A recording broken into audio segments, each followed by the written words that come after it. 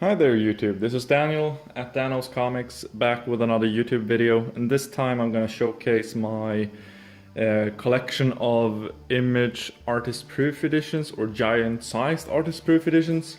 These are a very fun thing to own, and I recently added this to the collection, the 7 to Eternity issue 3 and 4, or the second issue of the artist proof edition. By Remender and Jerome Pena. To be honest, I love these. It's so nice to see the raw artwork in black and white and just the inks. And I know that certain people might not agree with calling them artist proof editions, but I don't mind, and I think it's a correct term to use, since most of the artists make their own inks or do their own inks or inking when doing their image work or create their own stuff. So this is a new addition to my collection, and then we get into the rest of the collection, which has been almost the same since my collection video, the main collection video I did almost a year ago. I only glanced over these when I went through the collection that time. And this one is Outcast by Robert Kirkman, and honestly I can't remember his first name, but I love the series Outcast, Asaseta. And the thing I've noticed with these artist proof editions is you get to see so much more new details in the artwork, since all the ink wash, as I call it, it kind of gives you a new way of looking at the artwork as the finished product with the coloring and all, when you have seen it like this in the original type of presentation in black and white or just the inks. And I also have Black Science by Rick Remender and Mathias Clara. You might see a recurring theme when I go through these.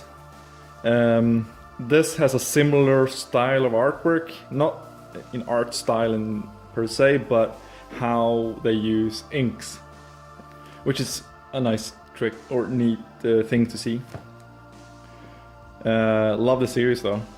And then I have Huck by Mark Miller and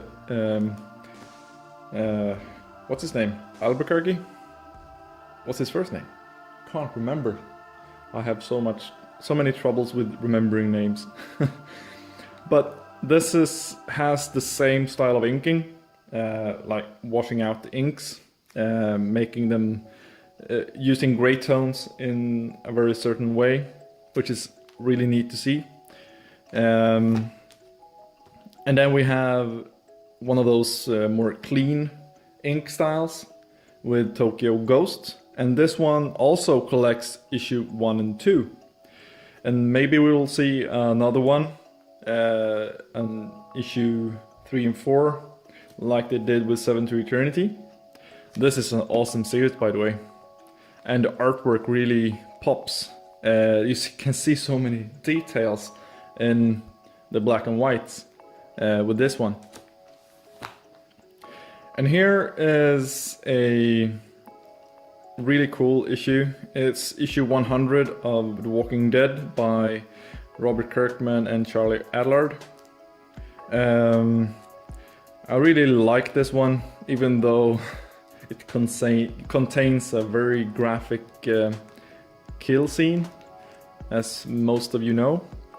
I won't talk about that one, but yeah, most of you might know that one. It's a really cool issue. It's really interesting to see this artwork without the gray tones as in the finished product. And then we have The Walking Dead by number 1 by Robert Kirkman and Tony Moore. And I got this one signed, as you can see here.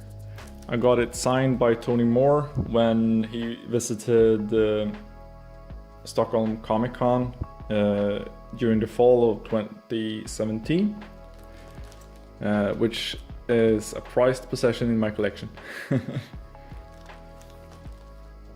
And then I have Witches by Jock and Scott Snyder. I bought this. I've read the series, the miniseries, or the first volume, and I liked it. And the coloring might be distracting for some people, but I enjoyed it. And this really is difficult to actually read in black and white, because you kind of need the coloring to differentiate all the inks, if you know what I mean. But I still enjoy reading this one, because Jock's artwork is just phenomenal at all times. And the last one is 7 to Eternity issue 1 and 2, or issue 1 in the Artist Proof edition size. This I have made a overview of, and I really like this one, or all these, to be honest. And with that said, if you have a suggestion for an overview, or if you want to see more detailed video of one of these or all of them, just let me know in the comment section. I'll get to that one as I find time for it. And until next time, have a fantastic week of reading, and see you around. Bye bye.